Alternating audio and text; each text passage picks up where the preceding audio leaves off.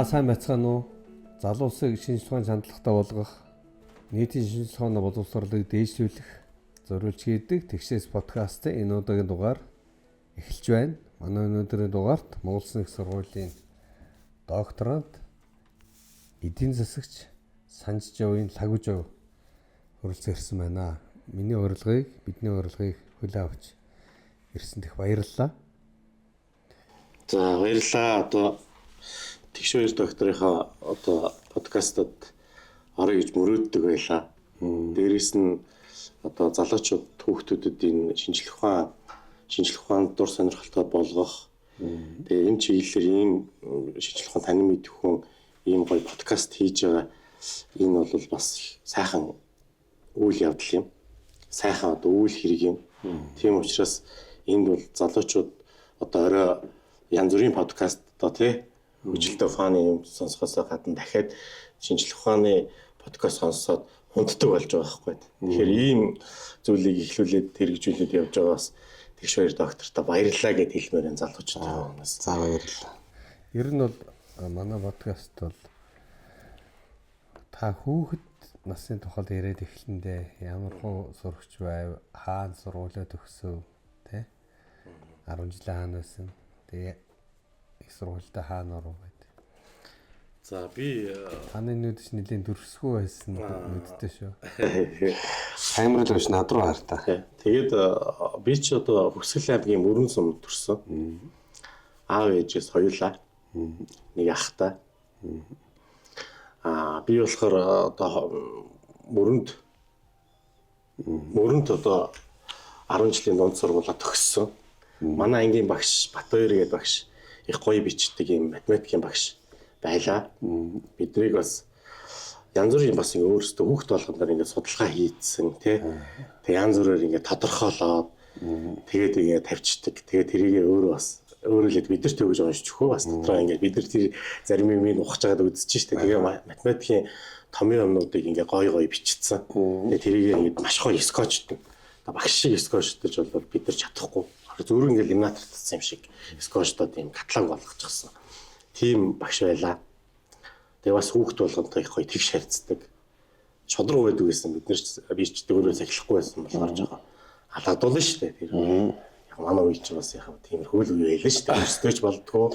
Багш маань бол яг ер нь бол хүмүүсийг өнөөдөр бодолцсон ч маргааш тэгэл хамтдаа зүг хичээлдээсээ тараал явдаг байлаа шүү дээ багш та. Тийм хүн байлаа. Бидэрт бас амьдралд бас их өрөөгөж өгсөн тийм үнэлтэй. Хондоо сайн байсан гэсэн үг байна тийм. Тийм бид нар ч математикийн анги гэдэг үзэг анги байсан уу тийм. Математикийн анги гэдэг бидний чинь Мөрөнгийн хэдвэр 10 жил. 1-р сургууль. 1-р 10 жилийн сургууль. Содондор зогш багштай захиралтай. Тэгээд 1-р 10 жилийн сургуулийг Батбаяр багштай ангитай төгсөжээ да. Манай ангийнхыг чинь бас гоё нөгөө их олон салбарт олимпиадад орно. Математикт орно, нийгэм орно, тэгээд орос хэл, монгол хэл, тэгэл босод манай ангид байсан хүүхдүүд нь ийм биологи гэх ингээд салбар болгонд их амжилт гаргадаг тийм залуучууд л газар 100 гэл. Бүгдээрээ л одоо яг хавар болохоор улсын олимпиад яваад алга болцоочдөг тийм байлаа шүү дээ. Манай Хүсгэлийнхээ ерөнхийдөө математик тоонд айгүй байсан. Тийм хүүхдүүд. Тэгээд яг эдийн засагч болох хүссэн ч юм уу шалтгаан ямар нэг сэтлэр болдог шүү хөхтүүд жишээлбэл. Ийм бас нэг шалтгаан байсан юм. Манай ээж ч угаасаа Монгол Улсын их сургуулийн нэг бараа судлаач мэргэжилтэй. Үндсэндээ бол эдийн засгийн мэргэжилтэй шүү дээ тий. Тийм мэргэжлэр төгссөн. Тэгээд намайг болохоор бас нөгөө тоондоо гайгүй юм чинь чи манай талаас одоо хатуу манай бас нэг ихч мундаг ихч байдгийг. Уул нь бол одоо жинхэнэ утгаараа Монгол улсад бол гавьяд эдийн засгч болцохоор юм хүн байдаг. Манай ээж том их чинь. Тэгээ анхны одоо мэрэгсэн эхлэмүүдийн нэг одоо гэдэг бол 80 төгсөж байгаа юм. Тайлан баланс гаргаал ингээл сууж байгаа хүн биш үү? Автод хийгээл. Тэгээ тэр хүн болохоор намайг ихтлэн болчих гэдсэн байхгүй. Тэр яг нэг ихтлэн болохоор жоохон мэрэгжлийн хувьд тухайд хүүхдээсэн болохоор сайн ойлгодгүй хийж л дээ. Тэгээд биний толгойд ерөөсөө эдийн засгч болно гэсэн бодол байсан. Тэгэл математикээр өгсөн. Тэгээ манай ээж нөгөө бодлоо сургууль төгссөн учраас би бодлоо үйлдвэрлэлийн дэд сургуулийн Тэгээ даатгалын эдийн засаг гэдэг мэрэгчлийг нь аваад орсон. Гэхдээ ер нь бол энэ мэрэгчлийг авдснараа бол их олон талын тухайн үед даваа талтай хөрвөх чадвартай гэдэг бид мэрэгчлэн бэлтгэн гэдэг сургуулийн тийм өрөө байдаг гэсэн баг. Канал захирал хэн байсан нэр? Ням цаг захирлаас. Нэн цаг захирлаас. Даатгалын ангид болсон тэгээ ер нь даатгал гэж юу яриад байна хүмүүс одоо хизээ өссөн юм тий бас ямар нэг юм төвхтэй шүү дээ. Даатгал маань болохоор ер нь хэдэн хүмүүсийн нөгөө их сонирхолтой зүйл нь юу ядг вэ гэхээр нэг хүн ч юм уу тий нэг хэсэг бүлэг хүн ч юм уу ингээд тодорхой юм том хэмжээний янз бүрийн эрсдлийг даад дийлдэг юм байна л дээ. Одоо жишээлбэл би одоо нэг аж ахуй эрхлэлтэй том эрсдэл очих ч юм уу эсвэл одоо эрүүл мэндийн хувьд нэлээд том асуудал тулгарлаа гэж бодоод одоо өөрийнхөө одоо орой журналаас нар нөгөөдгөө яах гэдэг хэцүү байдаг ч юм уу тийм учраас даатгал гэдэг чинь эрсдлийг ингээд тараан байршуулна гэж байна. Олон хүмүүс Зөв. Тараан байршуул. танд учирч болцсогүй, танд уцаж болцсогүй тэгээ ингээд бүгдээр тараан байршуулж. Хоёрдугаарт нь нөгөө эрсдлийг болохоор урдчлаа таамаглаж байна. Тэгээд тэрийг чи хянаа багасгахыг хүсэж байна. Ингээд эрсдлийг бууруулж штэ. Гэхдээ одоо газар тариалан эрхэлж байгаа хүмүүс дээр бол нэг хэдэн жилдээ нэг ганцуд болдог ч юм уу бол яах юм те. Тэгэхээр одоо зарим газар үед ч одоо уулын хурдуур нь ногоо сайхан байхад хой талаар нь муу байх жишээний ийм байдаг шүү дээ. Тэгээ ер нь бол ингээд нэг манай эртний өмнөх 3-аас 2 дугаар зууны үед одоо энэ тхийг хятад усан тээвэр ингээд ийдэг байсан нөхдүүд болохоор одоо бараа таваараа одоо эрсдлээс одоо хамгаалах юм үед завинуудад ингээд хувааж ачдаг байсан байгаа байхгүй. Одоо бид нар гачаа явахдаа төрөвчөндөө хийгээд нэг эндээ нэг ингээд зүүндээ хийгээ хийгээ те бүгд нь алдчих юм бол тэгээд үгүй болж штэ те тэг хүүхд ах ч гэсэн тэгэл нөхдүүд ингээд хурж ирдэг авчих юм бол нөгөөдхийн бас суугаад яачвал тэгээ ер нь бол нөгөө нийтийн тооллын өмнөх грек ромын үед хүмүүс бас одоо тухайн үед тэр одоо оршуулгын зардал их өндөр байдаг гэсэн юм шиг байна. Зөв. Тэгэн гутал нэг клуб байгуулад тэгээ оршуулгын зардлаа нөгөө хуваагаад тэгээд грамж ангуутлаа нэгнийхээ орчуулгын зардал тухайн үед чи хүмүүсийн нэг амьдралын насжилт их доогуур байсан. Тэгээд тайн тулаан болно тий. Одоо бас тухайн үеийн чинь арай бас нэг тийм хүмүүлэг бол арайч болж амжаагүй бас тэгээд тийм байсан учраас насжилт багтаа тэгээд оршуулгын тийм хураамж аваад нийгэмээс тухайн оршуулгын зардлыг төлдөг байх жишээний бас хуучин бол дээр үед одоо нөгөө тэмээн жинг явж байгаа жин тээж байгаа хүмүүс эхлээд гарахаас өмнө хооронд тохирд юм л. Бүгдээрээ эрсдлээ хуваана. Одоо нэгнийх нь тэмээ одоо шуурган дөөрөд алга болчих юм бол тэр хүний ард гэрнэ тэр бараа таваар тохирох гэдэг шүү дээ. Тэгэн гутал за хэдүүлээ юм хуваа. Тэгээ дундаа хариуцлага. Ерөөсөө ингээд нөгөө хариуцлагаа бүгдээрээ ингээд юм хуваадаг зарчим байгаа байхгүй юу? Даатгалын цаад мөн чанар бол хариуцлагыг хуваах, эрсдлийг багасгах. Тий. Тэгээд энэ болохоор бүр ингээд эртний Вавилоны үед Амурфын хааны үед бүр ингээд тэмдэглээд байж исэн байгаа байхгүй юу? Тэгээ ер нь бол ингээд 11-р зуун, 12-р зуун гэдэг ингээд нөгөө колоничлын үе тий дэлхийн эхлэлийн нээлтийн үеүүд ерөнхийдөө ингээд далайн тээврээс ахуулаад маш их хөгжиж исэн байгаа юм л да. Тэгээ 1600 одоо хамгийн том тесрэлтийн үе гэх юм бол ер нь Англи, Герман, Итали гэдэг ийм газруудад ерөнхийдөө маш том нээлтүүд нэгдээд даатгалын үүсэл хөгжил ерөнхийдөө тэр нэгдэж гисэн байгаа байхгүй. Тэгээд эдгээр ингэсэн байна. Джеймс Додсон гэдэг хүн Лондонгийн одоо бүх оршуулгын газар явж үзсэн байна л да. Явж үзээд ингэ судалгаа хийгээд тэгэн гутлаа нөгөө дундаж ингэ наслалтыг хараад тэгэн гутлаа дунджаар хэдэн нас үрж ийн ингээд тоолсон баг. Тэгээд судалгаа статистик дүн гарan гутлаа анх бол нөгөө хүний нөгөө амьдралын даатгал гэдэг.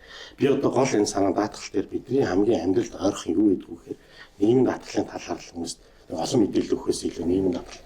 Тэгэхээр амьдралын даатгалыг их дурдах баг. Яагаад гэвэл бидний яг амьдралтай холбоотой зүйл байгаад байгаа байхгүй. Тэгээ ингээд юу гаргаад анх бол үндсэндээ ингээд нөгөө амьдралын даатгалын хураамж эднийг аваад ингээд анх тийж үүсчихсэн байна. Хүмүүс одоо нийгмийн даатгалын тухай их ярьж байна те. Нийгмийн даатгалаас болж компаниуд их дампуурч байна. Жижиг компаниуд ер нь хөл дээр уусч чадахгүй гэдэг гэж шүү дээ. Тэр нийгмийн даатгалыг компаниас авч байгаа, хувь хүнээс авч байна. Заавал их хэстэй юм уу? Одоо энэ дээр бол даатгал дээр заавал нэг зүйлийг ярих хэрэгтэй байна. Нэгдүгээрт тэр даатгалуулна гэдэг чинь хүний өөрийн хариуцлагын асуудал гэдэг. Хариуцлага. Дээрээс нь хариуцлага хүлээж ин өөрөг хүлээж штэ. Тэгэхээр тухайн даатгал чинь өөрийнхөө ирээдүйд санаа зовж байгаа зүйл байхгүй. Тухайн даатгал. Тэгэхээр ажил олгогч гэдэг чинь зүгээр л нэг иргэн штэ. Ясэмнэр тэр хүнийг ажилд аваад тэгээ хамтдаа аж ахуйгаа бий болгоод явж байгаа хүн байгаа байхгүй. Тэгэхээр тэр хүний өмнөөс тэтгэр өндөр тэтгэр авахыг яагаад хариуцж байгаа юм? Тэтгэврийн өндөр авах тэр ухааны өөрийн л үүрэг хариуцлага юм байгаа зү. Нийгмийн даатгал дотор чинь 5 сан байгаа шүү дээ. Тэтгэврийн сан, тэтгэмжийн сан, эрүүл мэндийн сан, үйлдвэрлэлийн мэргэжил ажилгүйдлийн 5 сан байгаа шүү дээ. Өндөр тэтгэвэр авахын тулд тэр хүний өөрийн л үүрэг хариуцлага юм байгаа зү.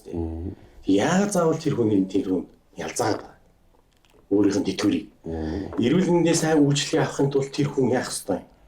Өөрөө л эрүүл мэндийн даатгалд өндөр сайн төлбөр төлөөд ирээдүйд учирч болцгүй эрүүл мэндийн эрсдлийг өөрөө хамгаалах хэрэгтэй үүрэгтэй юм байна. Гэр бүлийнхээ өмнө. Тэгэхээр тэр хүн домдог гээд ажил олгож тэр хүний өмнөөс тэтгэврийн төлөх ямар хэрэг байгаа юм. Яг адилхан утгаараа гэх юм бол жолоочны хариуцлага гэдэг ба шүү дээ. Хариуцлага гэдэг чинь тэн дээр бичигдсэн байгаа ч гэсэн тэтгэврийнхээ өмнө өөрөө л хариуцлага хүлээж байгаа байхгүй. Тэр жолоочийн тээврийн эрхсэл эзэмших өмчлөгчийн хариуцлагын даатгалыг лавгжуу миний өмнөөс тэгш хоёр төлөөд ивэл энэ хүн жолоочийн хариуцлагатай мөнгөөрөө төлөхгүй бол тэр хүн яах вэ? Хариуцлагатай байх уу? Үгүй байхгүй. Энэ чинь ер нь манай Монголын нэг юм систем донд ийм бас болчиход байгаа байхгүй. Тэгээ ажил олгогч гэдэг нэг иргэн дээр бүх юм онондоо өөрцөн. Дээрээс нь тэр нийгмийн даатгалын сангийн мөнгөийг чинь ажил олгогч бүгдийг цуглуулж өгч байгаа шүү дээ. Төрд. Тэгэхээр хуулийг нь өөрчлөх ёстой гэсэн санаа тавьж байгаа. Өөрөөсөө таны бодлоор ямар байх хэвтэй? Жишээлбэл одоо энэ нийгмийн даатгалын санг бол хэсэгчлээд арилжааны даатгалын компани өгөхтэй байхгүй. За. Одоо зарим нэг нь бол одоо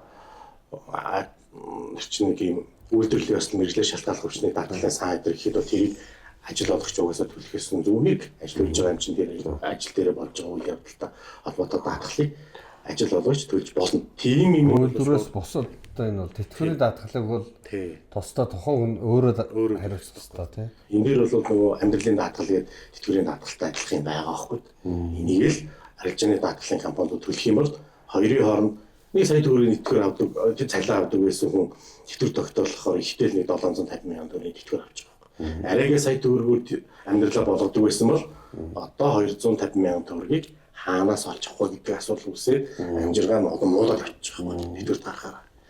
Тийм л зүйл болоод байгаа. Тэгэхээр одоо энэ нийгмийн даатгал чинь эрүүл мэндийн даатгалтай холбогдож байна. Тэтгэвртэй холбогдож байна. Тэтгэмжтэй холбогдож байна тийм ээ. Тэгэхээр энэ нийгмийн даатгал бол ерөөсөө энэ бүх салбарлал очиж холбогдож шүү дээ. Халамжтай хүртэл холбогдож байгаа байхгүй. Одоо тэтгэмж гээд юу яаж юм? Тэтгэмжтэр хамгийн их мэддэг юм юу байдаг вэхээр нөгөө жирэмсэн болон амралтсны тэтгэмж байгаа шүү дээ. За одоо дунджаар жирэмсэн болон амралтсны тэтгэмж авч байгаа хүмүүс өөрх юм жилд нэг 3 жил дараалаад авах юм бол нэг 700-аас 1 сая төгрөг тийм ээ. Одоо дундад цалингород бол 700 сая төгрөг авч шүү дээ. Тэгээ жилдээ нэг удаа шүү дээ. Тэгээ нэг сард одоо хүүхдээ асарсны мөнгө 100 мянган төгрөг. Тэгээд нэг хүүхдийн мөнгө нэг 50 мянган төгрөг. Тэ? Юу эсрэгээр нийлжлээ шүү. Хүүхдийн мөнгө гэдэг одоо 100 мянган төгрөг. Нөгөө хүүхдээ харсны мөнгө гэдэг 50 мянган төгрөг авч байгаа байхгүй. Тэгэхээр 150 мянган төгрөгөөр ээж яаж амьдрах юм бэ? Одоо бол нөгөө нэг ингэж ихийн хэцээгүй дуулын тур авахгүй гэдэг нэг хүний амьдрах ч шүүх ч гэдэг нь яг ясан дээр 150 мянган төгрөгөөр яагаад ч хүүхдэд ээжиж чадахгүй байхгүй. Яаж амьдрах? Тийм учраас хүүхдээ эмэгтэй хүмүүс чинь үндсэндээ бол баш жоохон багтнал тэгэл ажилдаа орж байгаа байхгүй. Өөр арга байхгүй болж байна. Өөрөлд болоос эмэгтэйчүүдээ ил яах. Тэ? Үүрэг хариуцлага хүлээдгүй аауд байвал яах. Тэр одоо ялахгүйд хүүхдээ эмэгтэй хүн бол 150 мянган төгрөгөөр дээр нэг жилдээ нэг 700 сая төгрөг авч байгаа бол тэрнгээр яаж амьдрах ямар ч арга байхгүй. Тийм учраас энэ эрүүл нийгмийн даатгалын систем дотор 5 сангуудаа хуваарлаад арилжааны даатгалын компанид өгөөл тэтгэмжээ өндөр авах бол гайгүй сайн төл, тэтгэврээ сайн авах бол гайгүй сайн төл, тэ эрүүл мэндийн сайн үйлчлэгээ авах бол гайгүй сайн төл. Ийм зарчим явагдсан. Тэгэхээр одоо тухайн хүүхэн өөрөө ингээд нийгмийн даатгалаа төлдөг болоод ирэх юм бол ажил олгогч нуруунд дээр ачаал багсаад ажил цалингаа өсөх боломжтой болох нь шүү дээ. энэ дээр бол би өөр ингэж хэлмээр санагдаад байдаг байхгүй. За тэтгэвэр нэмгинэ. Тэтгэврийг хэн нэмэх юм бэ гэж. Уучлаарай тэр тэтгэврийг ажил олгогч их олон байж ээж. Монголчууд их олон хүмүүс даатгал төлж ээж. Дээрээс нь тухайн нийгэм одоо тэтгэврийн даатгалын санд их хэмжээний мөнгө хоримтлагдчихэж л тэтгэвэр нэмэгдэх болцоод. Түүнээс одоо хэн нэгэн улс төрийн нам, хэн нэгэн засгийн газрын одоо ерөнхий сайд ч юм энийг нэмдэг зүйл ерөөсөө биш. Нэмхийн тулд тэр тухайн санд ч мөнгө байх хэрэгтэй. Мөнгө нь их хэмжээний хоримтлалтай байх хэрэгтэй. Энэ даатгал бол яг одоо нийгмийн даатгал дээр нэг юм хэлдэг. Өнгөрсөн одоо ирээдүгээд энэ 3 цагийн хэлхээс дээр энэ тэтгэвэр чинь таны тэтгэвэр явагддаг юм аа. Энэ 3 цагийн хэлхээс дээр таны эрүүл мэндийн одоо баталгаа чинь явагддаг юм аа. Эрүүл мэндийн үйлчилгээ чинь энэ 3 цагийн хэлхээс дээр сайжрах юм аа.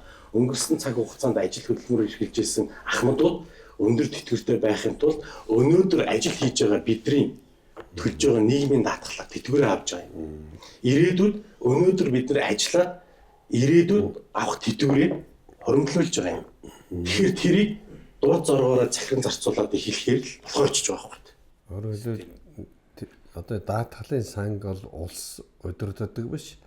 Тусдаа бие даасан байх хэрэгтэй гэж хэлэх чинь. Одоо бол улс төсвийн зорх нөхөд байгаа шүү дээ. Зарим банкнууд дээр байгаа байж байгаа дур банкнд борчод шүү дээ. Энэ дээр болохоор би нэг юм гэж хэлэх гэсэн. Даатгал бол төсвийн орлого ерөөсөө биш. Даатгал бол ерөөсөө төрийн мөнгө ерөөсөө биш. Энэ бол чи бид хоёрын мөнгө. Нийгмийн даатгал төлж байгаа иргэдийн мөнгө. Тэгээд даатгал гэдэг үг бол эн чинь хуримтлал сан үүсгэх үйл ажиллагаа хийлээд байгаа байхгүй.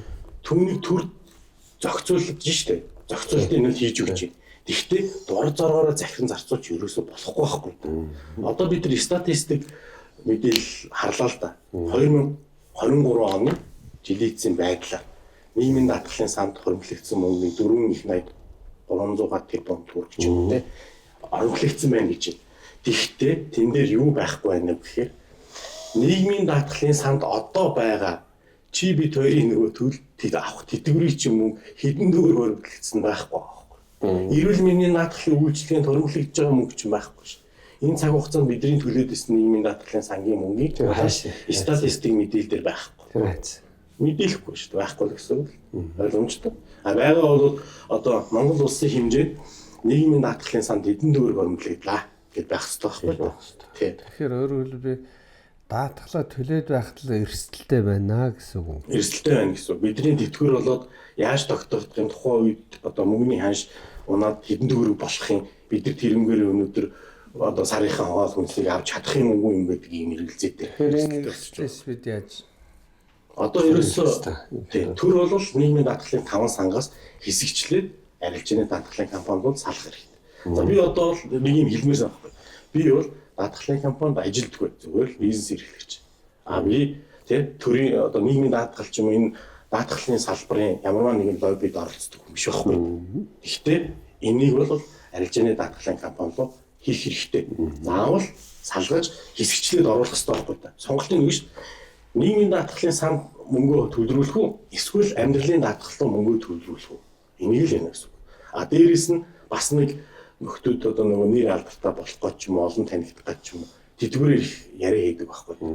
Яг тэгэхээр нөгөө одоо амаас таалагдахын тулд хийж штэ тэтгэврийн асуудал ярьдаг. Гэхдээ уг цаад улуургаараа юу гэдэг вэ гэхээр тухайн тэтгэврийн сан чинь одоо ажил хийж байгаа хүмүүсийн юун дээр нуруунд дээр явж байдгийн шүү гэдгийг нь ойлгуулж хэлэхгүйгээр төрөл энийг нэмдгийм байх гэдэг ойлголт төрүүлэх тийм яриад байгаа байхгүй.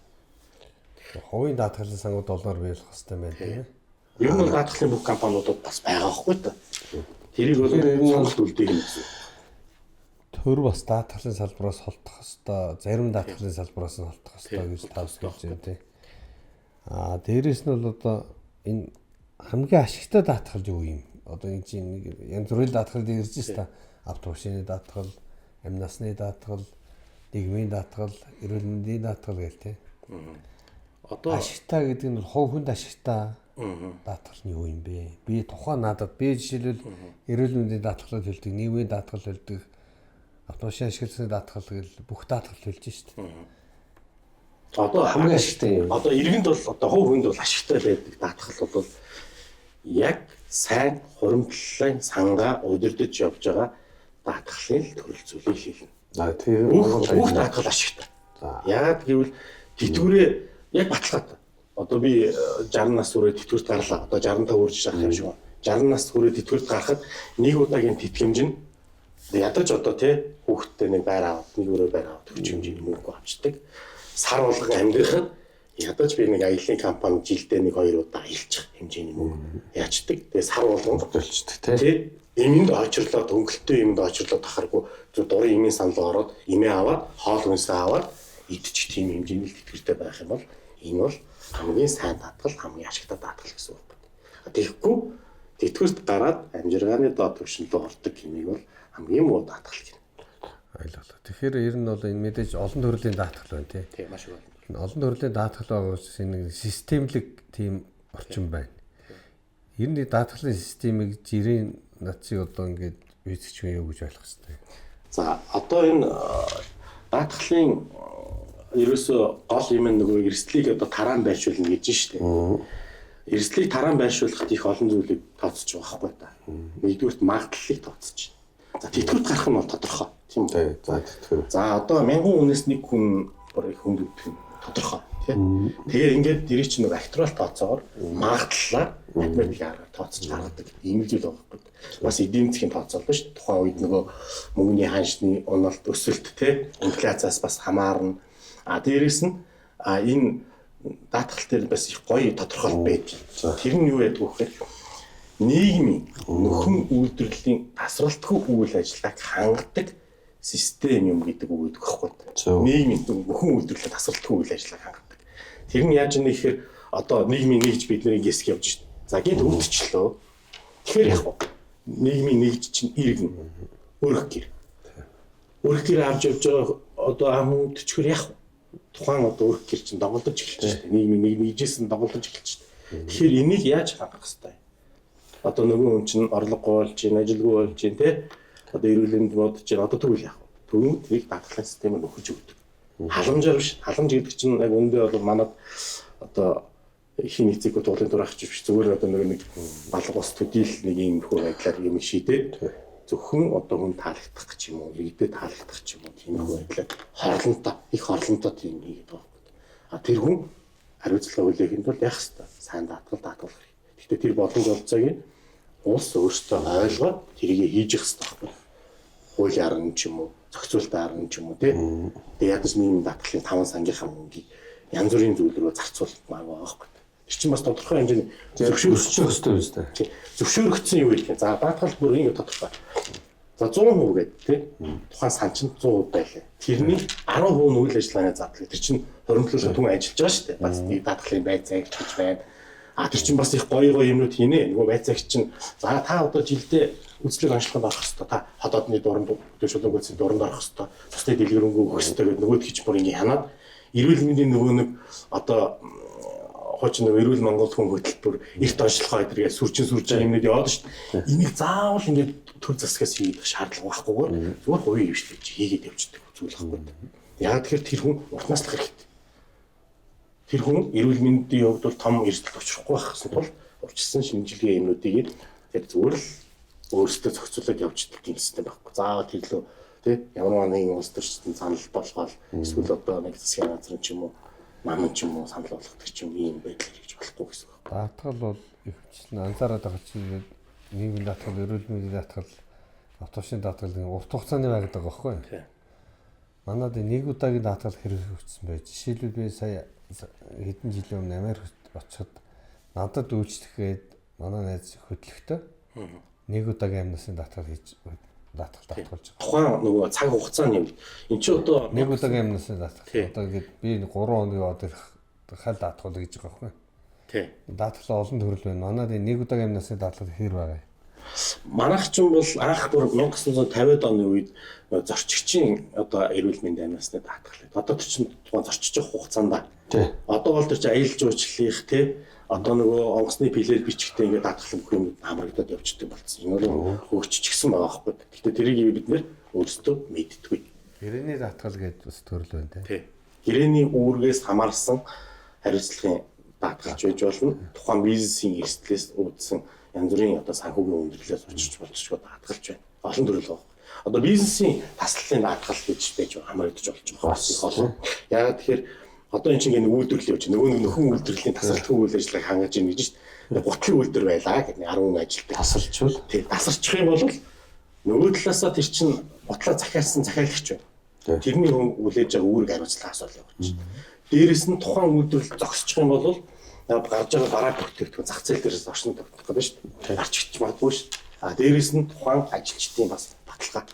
Тэгээд гинт бах хэмжээний үйлдвэрлэлийнхаа бараа материалынхаа мөнгө төгрөгийг одоо оруулах уу эсвэл одоо үйлдвэрлэлээ засах уу гэдэг нь өчнөө олон эрсдэл болж ирдэг учраас даатгалын компанийг хамгаалдаг. Энэ бол бүр 18-р зууны үед хөгжсөн байгаа байхгүй бүр.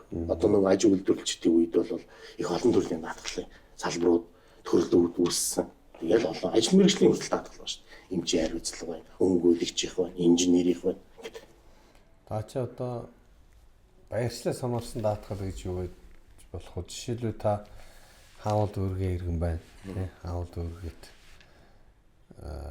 тараад ингээ баг яваад ингээ даатгалыг сурчлах энэ сайн дур ажил хийх боломжтой. Тэ боломжтой шүү дээ. Одоо эн чинь ингээд ядаж Монголд бол хамгийн ихний ээлж нь энэ тэтгэврийн даатгалын сан тэтгэвэр яагаад нэмэгдэх бололцоотой бэ гэдэг нэг асуудал. Хоёрдугаарт нь манайх ч одоо бас сая коронавиг үеэр их олон тооны бас төрөлт бол нэлийн нэмэгдсэн шиг байлаа шүү дээ. Тэгэхээр энэ дээр бас нөгөө ээжүүдэд зориулсан юм байж болж байгаа байхгүй.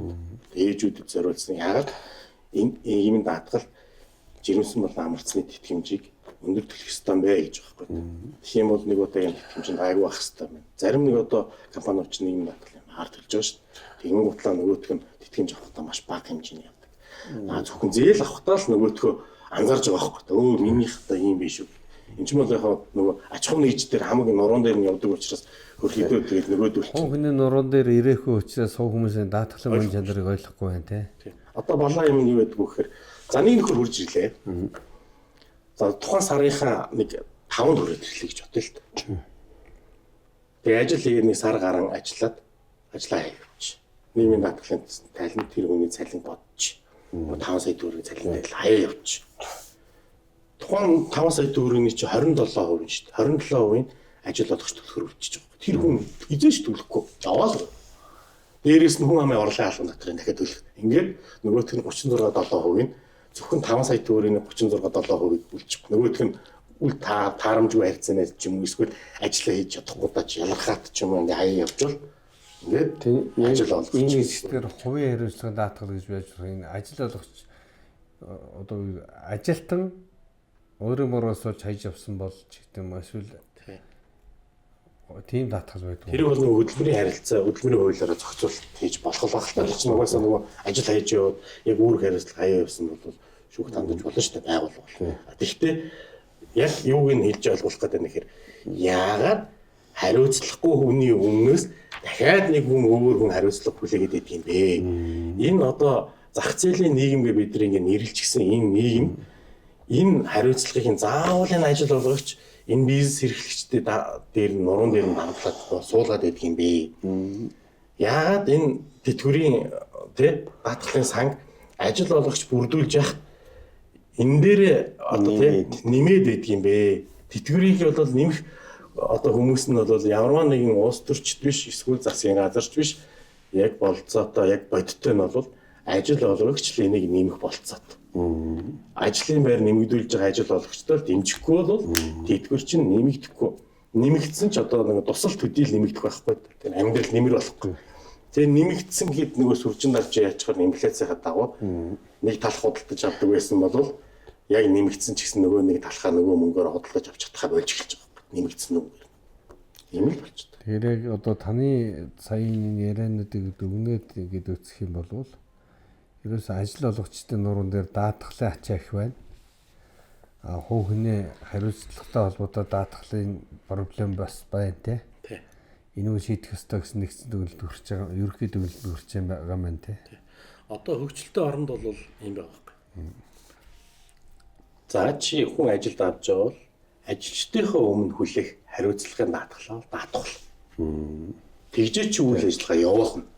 Ажил хийж байгаа нөхөр За чи ажил хийх гэж байгаа бол өөрийнхөө эрүүл мэндийг тий өөртөөгөө холбоотой тэтгэмж одоо тэр чинь үйлдвэрлэлийн ёслоор шалтгаалсан янз бүрийн тэтгэмж энтэй холбоотой гинти ёсол ч юм энэ даатгалаа чи төлөх үүрэгт үүргээ заагаад өгсөн.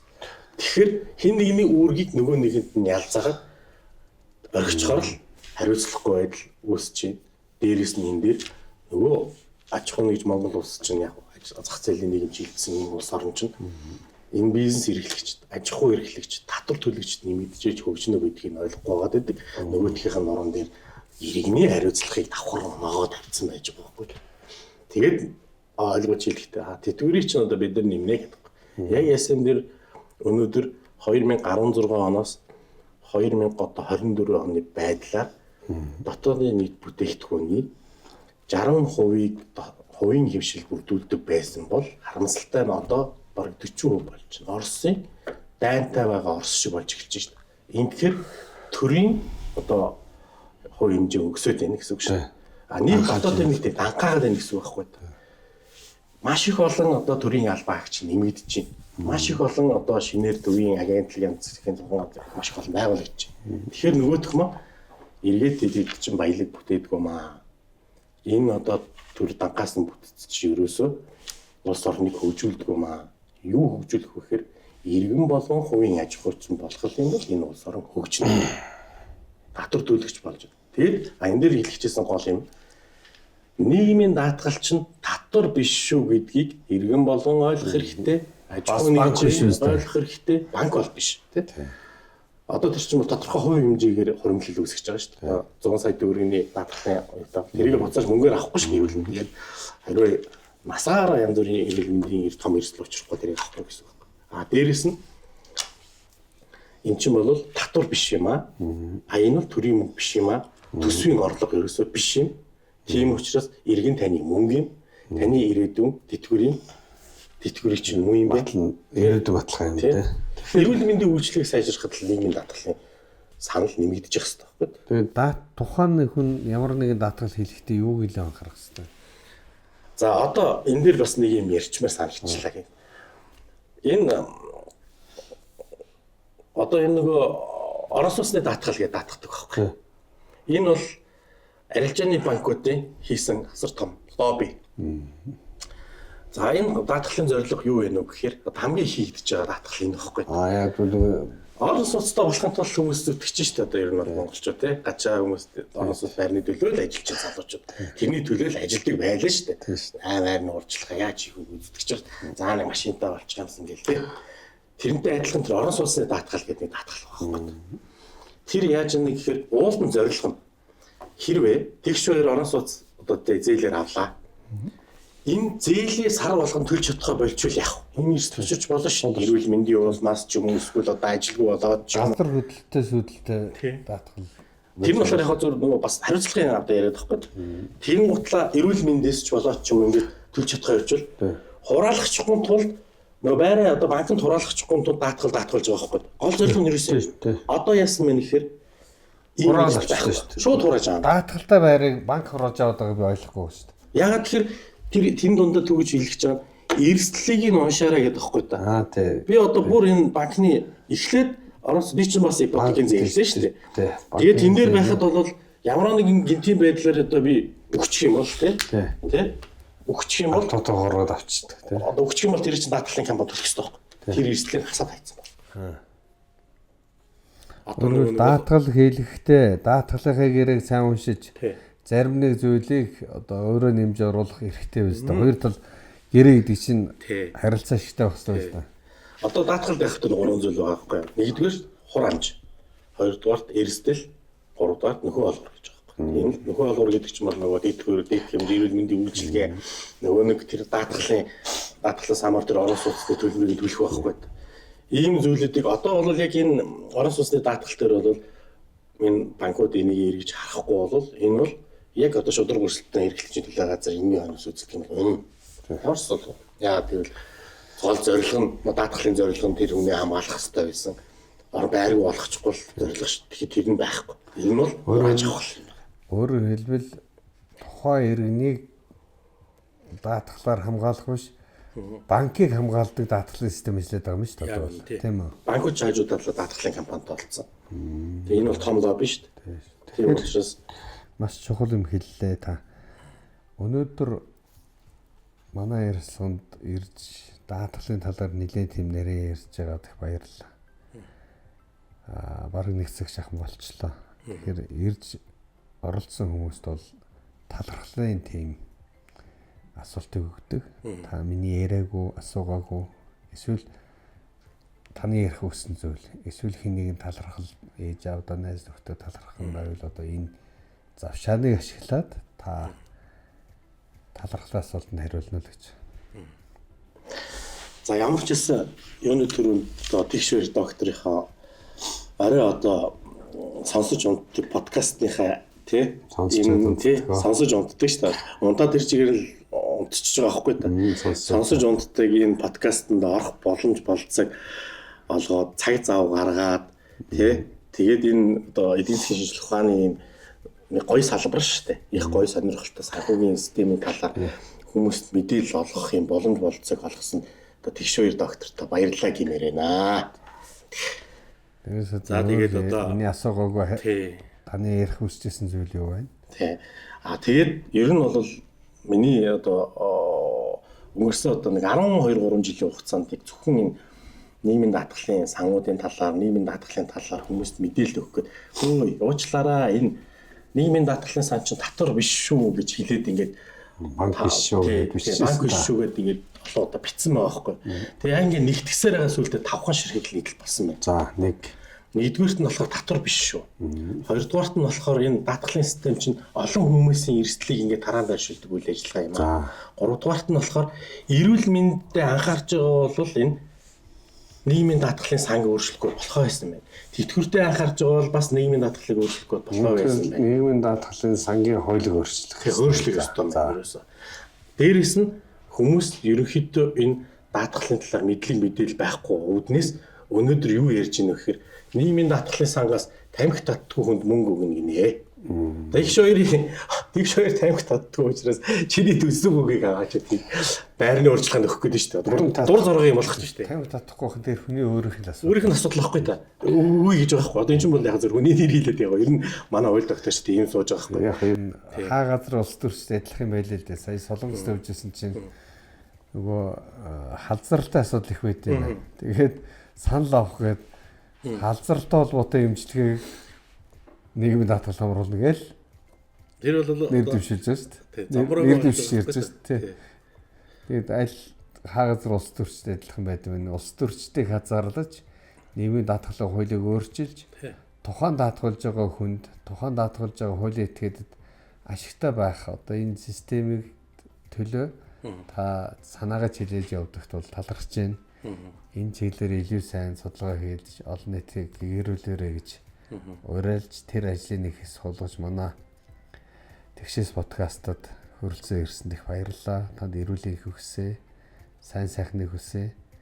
Юу сонсон сайн хүсэл тогтсон сэтгэлсэн бүтчих холтгоо судалгааны тань ажилд амжилт хүсье. Баярлалаа. За баярлалаа. За урьж оролцуулсанд баярлалаа. Баярлалаа.